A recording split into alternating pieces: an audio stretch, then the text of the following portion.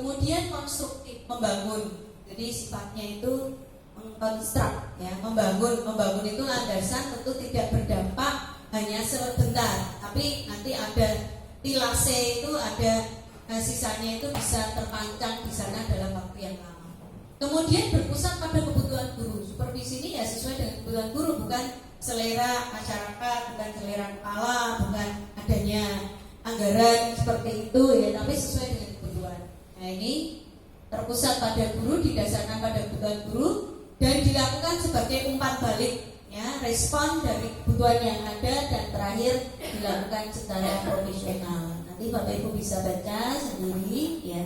Siapakah seorang supervisor? Ya, kepala madrasah, ya, kepala madrasah.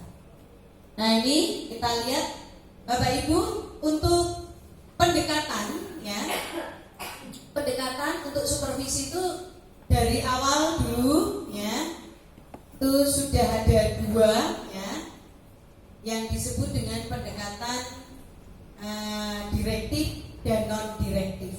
Direktif itu apa?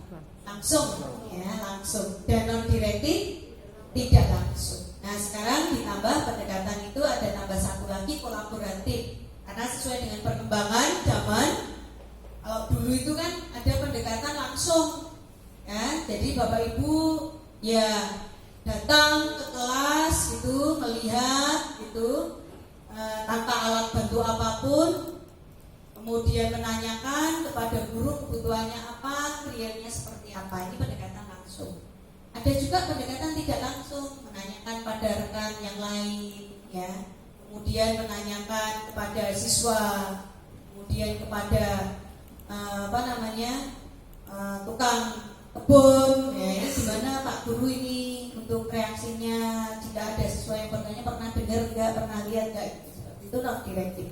Tapi sekarang dengan tambahnya ilmu pengetahuan, kemudian alat-alat, kemajuan teknologi ini, Bapak Ibu bisa melakukan pendekatan yang kolaboratif, ya, yaitu pendekatan langsung dan tidak langsung. Itu ya Bapak Ibu bisa dalam satu waktu Bapak Ibu bisa menggunakan dua-duanya. Di sekolah Bapak Ibu sudah pasang CCTV? Oh belum, ya. Ini sekarang semakin ke depan ini sudah jadi semakin kebutuhan yang ini ya Bapak Ibu ya, kebutuhan yang termasuk seperti laptop wajib utama, karena ketika panjenengan nggak ada, jenengan nggak perlu merepotkan guru lain. Coba Bu tilik kelasku. Gurune sing lagi ning lagi mulang dhewe kon mlayu ning sekolahane ning kelas jenengan kon nilik muridé lungguh ora, itu sudah nggak perlu.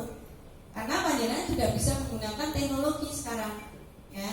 Paling tidak di beberapa titik itu kan kelihatan di pintu masuk dua kelas yang berdampingan, jenengan pasang CCTV itu sudah kelihatan nanti siapa yang keluar masuk di sana, di mana muridnya dikasih tugas sudah melakukan pembelajaran dengan baik atau tidak.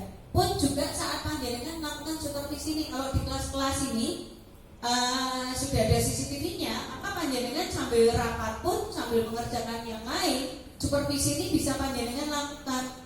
Jadi kalau yang tadinya hanya karena gurunya banyak, satu semester hanya bisa supervisi langsung 2 kali, maka bisa panjenengan tambahkan lebih dari 2 kali, tapi dari supervisi yang tidak langsung. Panjenengan bisa mengamati dari video itu saat gurunya mengajar. Nah ini, jadi pendekatan sekarang ada 3, ya.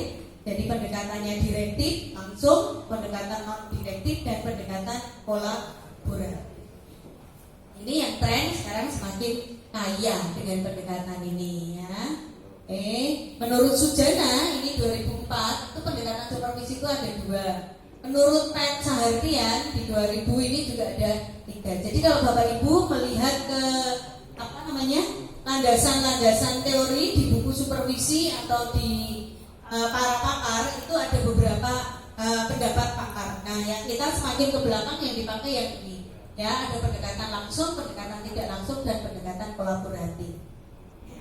Kemudian turunan dari pendekatan itu muncullah namanya teknik, ya, teknik, ya, teknik. Panjenengan nanti akan melakukan teknik supervisi yang namanya teknik individu dan teknik supervisi kelompok. Ya, teknik supervisi individu dan teknik supervisi kelompok. Urutan pikirnya, langkahnya adalah ketika panjenengan sudah memetakan, tadi guru yang kelompok A, mana guru yang kelompok B, kuadran C, kuadran D. Pasti kan guru-guru itu kan tidak mungkin berdiri sendiri. Mungkin ada komunitasnya, ada teman-temannya di sana. Kuadran 1 ada berapa orang, kuadran 2 temuannya berapa orang, kuadran 3 berapa orang. Setelah panjenengan temukan pemetaan itu, maka panjenengan lakukan langkah selanjutnya. Saya apa ya? Langkah selanjutnya adalah panjenengan siap-siap membuat program yang terkait dengan supervisi ini. Ada program yang individu, nek kira-kira guru yang mau, mungkin dengan psikologis yang jenengan tahu kok malu untuk digabungkan dengan teman-teman, mungkin dia guru senior, sudah lama di situ, tapi penguasaannya terhadap media pembelajaran, terhadap bahan ajar itu kurang. Nek digabungkan, dikelompokkan karo koncone kan isin, maka dia nggak akan malah jalan. Maka secara psikologis panjenengan harus mengambil langkah pendekatan individu untuk guru tersebut. Wis tuwa ya Pak ya. Kok nek podo-podo diajari gawe bahan ajar PowerPoint malah ketontalan dhewe malah isin, terus malah boikot kan gitu. Maka harus treatmentnya sendiri individu. Ada juga yang malah senang guru-guru muda panjenengan nek individu malah udah panggil Pak Kepala malah riko dhewe. Ayo di sini duduk saya ajarin bikin ini loh. Kelem jenenge malah nek berkelompok bikin acara FGD setiap hari Selasa pembuatan bahan ajar guru. Nah ini dikelompokkan. Itu bonus padahal itu adalah hasil dari supervisi. Malah yang dikelompokkan itu adalah mereka-mereka yang kurang menguasai pembuatan bahan ajar. Jangan yang dikelompokkan itu adalah yang mahir-mahir. Ya, yang mahir malah jadi asistennya, asisten Pak Kepala untuk mengajari yang kurang itu. Jadi ini ada dua pendekatan tekniknya, yaitu dengan individu dan dengan kelompok. Dengan individu ini juga ada beberapa Bapak Ibu yang bisa panjenengan lakukan. Yang pertama adalah panjenengan melakukan kunjungan kelas. Ya, kunjungan kelas itu yang seperti biasa, saya yakin Bapak Ibu sudah sering ya Bu datang. Bedanya nanti kunjungan kelas dan observasi kelas itu akan beda, itu merah dan biru itu. Ya, penekanannya. Kalau kunjungan kelas itu namanya berkunjung itu ya singkat. Ya, Pak Kepala itu datang, kok masih ada waktu kira-kira 10 menit sebelum rapat gitu kan. Maka panjenengan menyempatkan waktu muter, nonton gurunya wis ngurung, muridnya wis nggo kurung, wis ngurung gitu. Habis itu gurunya salam, selesai panjenengan keluar. Wis aman berhenti kan gitu. Mengamankan gitu. Itu yang disebut dengan kunjungan. Boleh juga kunjungan seperti itu. Tapi ada juga yang lebih. Nah, ini nanti pemakaiannya variasi. Jangan selama setahun dengan kunjungan kelas terus nanti nggak dapat esensinya, nggak dapat intinya apa. Maka bisa divariasi. Yang kedua namanya observasi kelas. Observasi kelas itu ya kepala menyempatkan waktu 1 jam pelajaran atau 2 jam pelajaran full nunggu guru itu. Jadi iya, beliau ada di belakang, sudah siap bawa catatan ya, karena semuanya ini nanti ada instrumennya Bapak Ibu. Instrumen saat pembukaan kegiatan pendahuluan itu apa, kegiatan inti itu apa, kegiatan penutup itu apa, dengan ikut duduk di belakang, dengan nyentangi ngasih catatan gitu. Tapi tidak boleh intervensi, melu-melu cawe-cawe.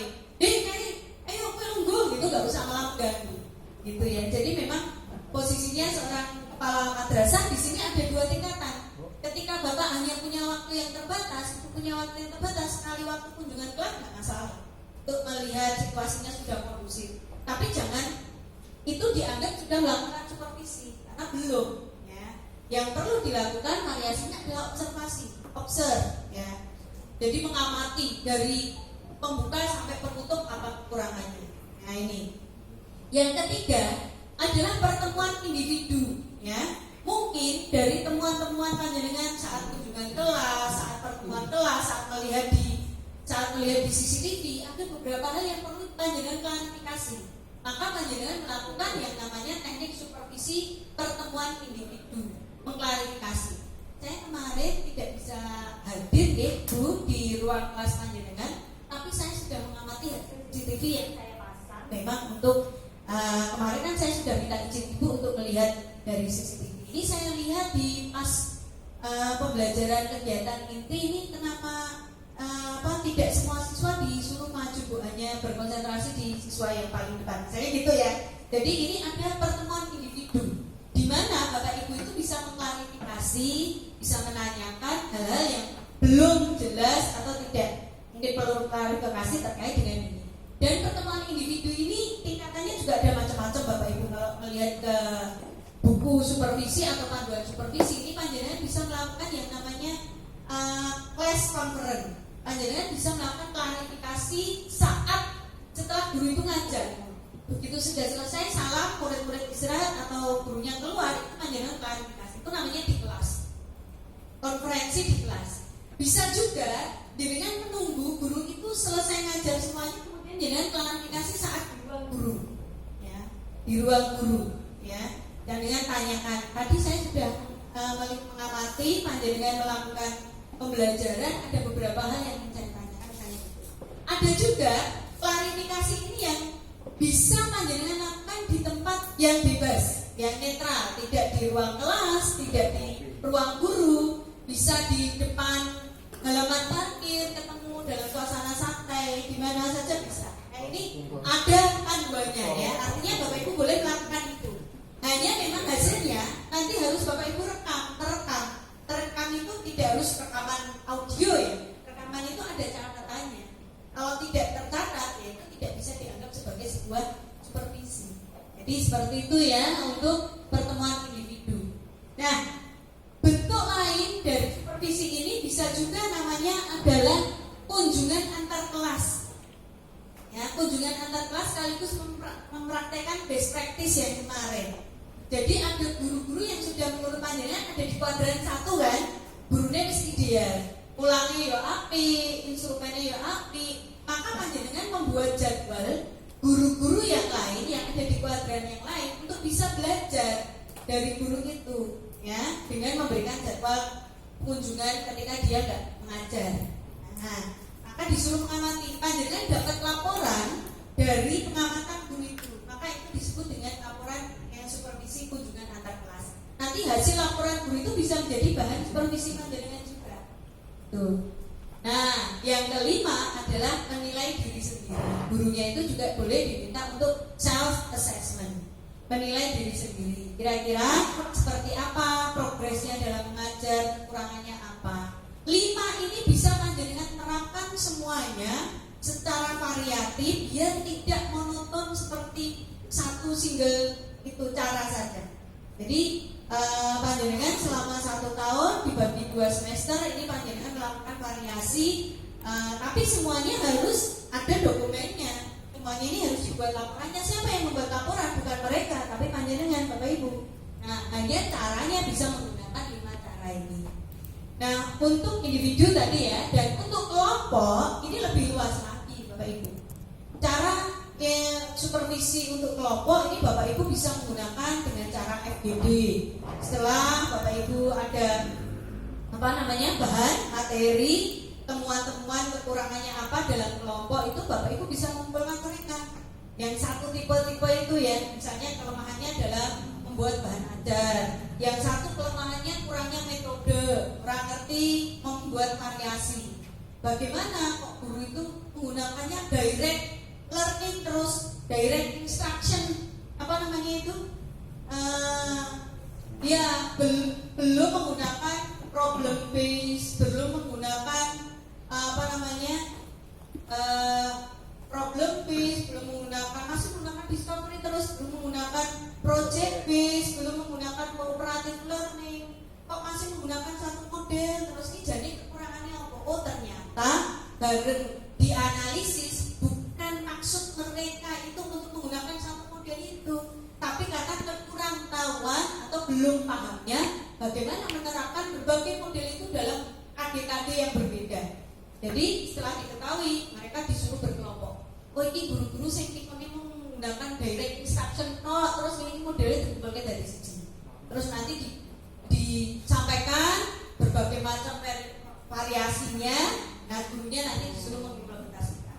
Ono guru sing anggar mulang cuman modelnya LCD langsung. Iya, nggak pernah pakai media. Kayak antipati padahal di kelasnya itu sudah disediakan laptop yo ono, LCD yo ono. Ning senengannya orang pernah, alasannya ono ya gitu ya. Filenya belum siap ya. Ini flashdisknya rusak lah. Bolak-balik kepot dikumpul nih. Guru-guru sing ora pernah nganggo media-media itu dikumpulkan jadi satu, kira-kira apa kendalanya, kekurangannya apa? Diajari gawe PowerPoint sederhana. Nanti dia bisa masang PowerPoint, dia bisa ngeklik PowerPoint-nya, ganti-ganti slide-nya dan seterusnya seperti itu. Jadi kita perlu membantu dengan mengelompok-kelompokkan mereka sesuai dengan kesulitannya. Karena kalau dicampur ya nanti minder itu. Kalau bareng-bareng dengan satu komunitas kan sama masalahnya. Ya ini ya. Nah, untuk kelompok nanti ada FGD, forum group discussion. Di kelompok-kelompok kelompok selosonan ini berarti yang kelemahannya IT. Kelompok rebuk yang kelemahannya model. Kelompok kemis yang kelemahannya adalah apa? Penilaian. Ono sing gawe penilaian ki ra iso ya, gawe soal ora iso membuat soal. Isi-isine ra tau digawe ngerti-ngerti pokoknya soal LKS dijupuk tidak berdasarkan isi-isi. Akhirnya luput nggih. Yes, itu ketika ada kisi-kisi mungkin akan membantu distribusi soal itu. Semua indikator nanti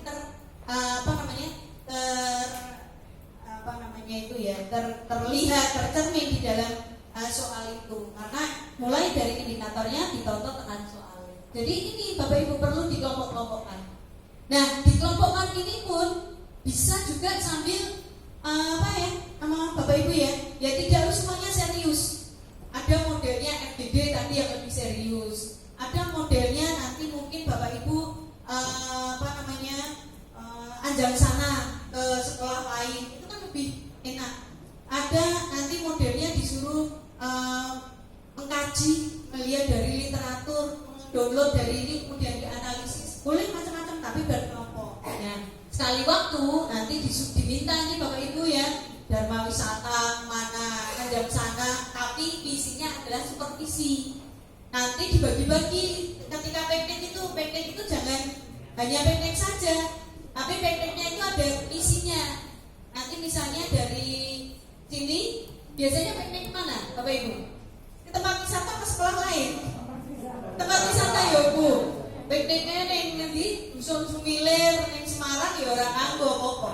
Misalnya pikniknya itu dibawa piknik ke MTS 1 Semarang misalnya gitu. Ketedaan ya, roda-roda MTS 1 Malang. Nah, di Malang nanti Bapak Ibu sebelum piknik itu sudah mengelompokkan. Nanti kelompok piknik yang A ya 10 orang guru nanti mengamatinya tentang bahan ajar ya, RPP-nya ya, buku-bukunya. Nanti kelompok B terkait dengan penilaian ya gitu. Jadi piknik itu sudah sekaligus tadi supervisi, tindak lanjut dari supervisi. Ini bisa Bapak Ibu mendesain di sana. Jadi bentuk supervisi yang kelompok itu tidak harus serius-serius terus berkelompok, garap. Ini bisa anjang sana, bisa dharma wisata, bisa kunjungan ke sekolah lain. Tapi nanti tindak lanjutnya terkait dengan supervisi. Gitu. Ya, yang mau khotbah silakan. Jamaahnya sudah lunas. Iya. Nah, ini juga bisa Bapak Ibu dalam bentuk pertemuan guru, lokakarya, desiminasi, mau in-house training itu juga bisa. Jadi ini sangat banyak variasi dari supervisi. Nah ini ya, nanti pertemuan individu dimulai dari Bapak Ibu tujuannya apa, memecahkan kesulitan macam-macam. Nah ini jenis pertemuannya. Bisa yang saya sebut tadi, classroom conference, office conference, causal conference, observational visitation. Jadi yang disebut dengan classroom conference itu yang di dalam sekolah tadi, yang di dalam kelas, habis gurunya ngajar, bincang-bincang apa kesulitannya tadi saya lihat kok dalam pengoperasian ini laptopnya kok ada kendala. Iya Pak, saya ini sebenarnya perlu Pak BIMTEK Pak dalam membuat PowerPoint ini. Saya PowerPoint-nya ini tadi download dari Mbak Google, tulisannya masih MTS bakalan ya gitu kan, dibuyu karo murid-muridnya, makanya tak cepet-cepet kayak malah betul kan Pak gitu. Nah itu juga kendala-kendala seperti itu. Jadi nanti bisa classroom conference, office conference, dikumpulkan ya, ditanyakan. Kemudian causal conference yang di luar tadi, causal itu santai ya. Jadi pertemuan saat di luar kelas, di tempat parkir, di lorong-lorong dengan ketemu bisa jadi masukan. Observational visitation dari hasil panjenengan mengamati. Ya, nah ini Bapak Ibu untuk pendekatan tekniknya ini ada tambahan yang namanya supervisi klinis. Mungkin Bapak Ibu pernah sekali waktu mendengar, Bu, kok ono guruku yang minta supervisi klinik, ini gimana toh Bu? Supervisi klinik itu kalau tadi Bapak Ibu umumnya supervisi guru itu kan dari atas ke bawah ya, dari up down ya, up to down. Jadi Bapak punya program apa, dilakukan supervisi yuk itu, walaupun program itu masukannya dari Bapak Ibu guru juga, tapi programnya yang menentukan kepala madrasah. Tapi Bapak Ibu di sini ada kesempatan guru juga untuk meminta supervisi klinik. Artinya kalau supervisi klinik gampangannya gini, guru kalau kita guru ini sebagai dokter, kalau biasanya supervisi biasa itu dokternya berkunjung ke rumah-rumah, ya, visitasi gitu ya, sakit apa, dengan perlu apa gitu. Tapi kalau supervisi klinik ini adalah guru yang mendatangi panjenengan, ya. Jadi meminta, Pak, saya minta diajari tentang membuat misalnya penilaian. Saya minta diajari tentang membuat RPP Merdeka Belajar itu gimana toh Pak?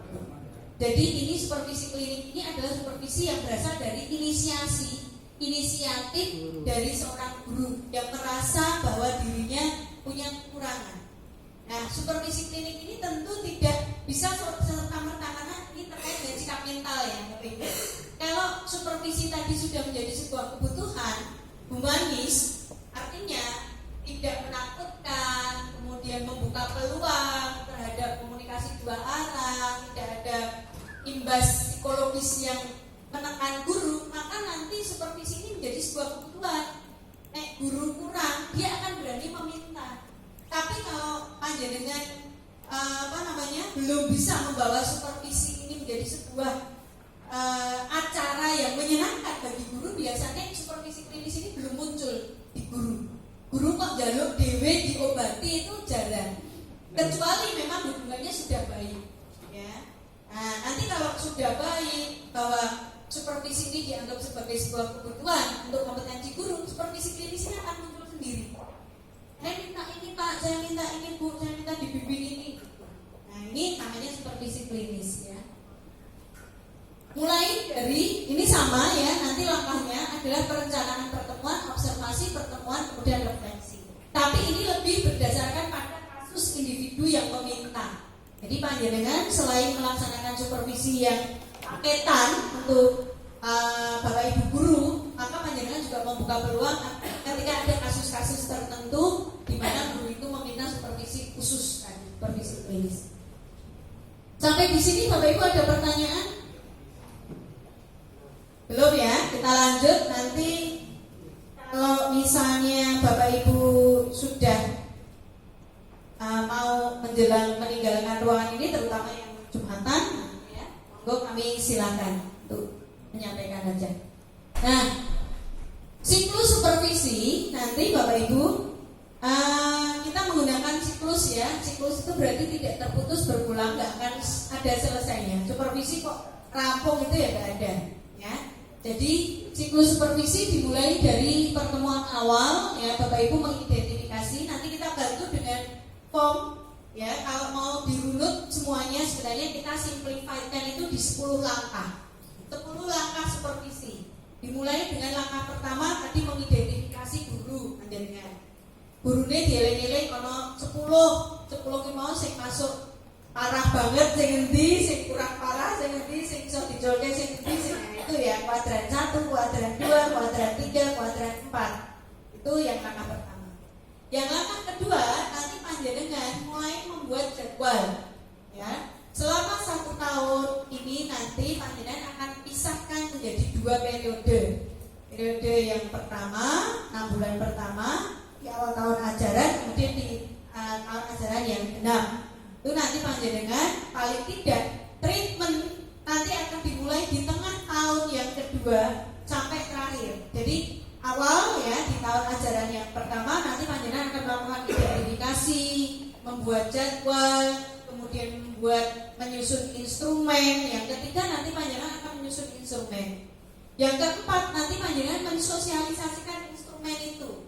Jadi supervisi ini tidak ada lagi yang model seperti dulu kok beli-belian, ngerti-ngerti dinilai itu enggak. Bahkan di awal tahun itu supervisi harus panjenengan sampaikan. Bapak Ibu nyuwun sewu, nanti akan saya nilai dalam 3 bagian, 3 ranah, yaitu tentang perencanaan pembelajaran panjenengan. Saya beri waktu kurang lebih 2 minggu.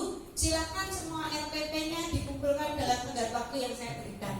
Jadi nanti nggak ada mau supervisi itu sudah mau gitu ya, sudah mau jalan baru LPP-nya dikumpulkan. Panjenengan sudah punya time schedule supervisi itu kapan mengumpulkan perangkat pembelajarannya. Dan panjenengan diberi waktu nanti di jadwal panjenengan itu untuk melihat-lihat perangkat pembelajaran itu seperti apa. Sehingga saat panjenengan menilai supervisi itu panjenengan sudah punya gambaran match ya ini antara dokumen dengan pelaksanaan. Nah, baru langkah keempat ya nanti panjenengan membuat jadwal kapan panjenengan mau masuk kelasnya guru A, guru B, guru C ini kapan. Ya, nanti diharapkan juga ada tekniknya. Teknik tapi ini nggak ada di buku manapun ya. Bahwa sebenarnya kepala itu ya punya kewenangan, punya misi juga untuk memberikan motivasi kepada guru. Jadi dengan cara motivasi ini kita memilih teknik sing di supervisi iki ya aja guru sing kuadran 4 dulu. Sing guru apa kan mau drop out. Guru ketika gurunya yang di supervisi drop out, saat panjenengan memperoleh hasil supervisi mesti nanti terbawa ke rapat. Pas di rapat jenengan sampaikan, hasil supervisi yang saya temukan adalah gurunya ini sangat kurang dari ini. Nanti akan secara psikologis berdampak. Jadi kalau panjenengan saat menyusun jadwal supervisi, nanti di langkah 4 atau kelima itu menyusun jadwal supervisi dan membuat dari tenggat waktu pengumpulan macam-macam itu panjenengan berikan kesempatan pada guru yang bisa menginspirasi guru lain. Tekniknya seperti itu. Jadi saya di supervisi ya gurunya semua apik-apik saja. Nanti dengan guru yang bagus-bagus itu akan bisa dengan expose hasilnya. Hasil ini loh yang menjadi contoh nanti bisa diberi guru lain. Nah, seperti itu. Walaupun itu tidak baku ya Bapak Ibu, tapi itu teknik saja. Ya, teknik. Nanti itu selesai panjenengan melakukan supervisi sampai di tengah tahun yang pertama. Nah, tengah tahun yang kedua panjenengan siap-siap itu membuat hasil analisis supervisi, kemudian panjenengan merumuskan apa pengobatannya di langkah ke-7. Kira-kira guru ini harus melakukan treatment apa selama berapa lama? Oh, ada yang harus mengikuti FDD. Oh, dia nggak perlu FDD karena sudah bagus. Dia malah perlu asistensi pada guru yang lain dan seterusnya. Treatment itu diberikan selama kurun waktu ya mungkin 3 atau 4 bulan di semester yang kedua. Setelah semester kedua, langkah ke-8 adalah panjenengan kembali menggunakan instrumen supervisi lagi, kemudian panjenengan mengukur lagi. Setelah setengah tahun ini gurunya dikasih masukan, gurunya dikasih FDD, disuruh bekerja sama, belajar dari teman yang lain, kira-kira ada progres ya. Nah, progresnya itu yang harus panjenengan catat dengan instrumen yang kedua di akhir tahun atau di semester yang kedua. Baru setelah itu tugas panjenengan di 2-3 bulan terakhir tahun pelajaran itu panjenengan membuat hasil catatan dalam bentuk laporan supervisi. Jadi itu kesibukan yang harus panjenengan lakukan terkait dengan supervisi. Dan ini tidak akan bisa jalan jika tidak terjadwal. Supervisi kok orang terjadwal ngerti-ngerti sasine wis entek. Nek sasine wis entek kok kegiatannya belum ya 1-2 sudah dilaksanakan sesuai dengan rencana madrasah tapi belum dilakukan analisisnya, akhirnya yang terjadi analisisnya tak sae. Muspro kegiatannya. Nah, ini siklusnya ya Bapak Ibu ya.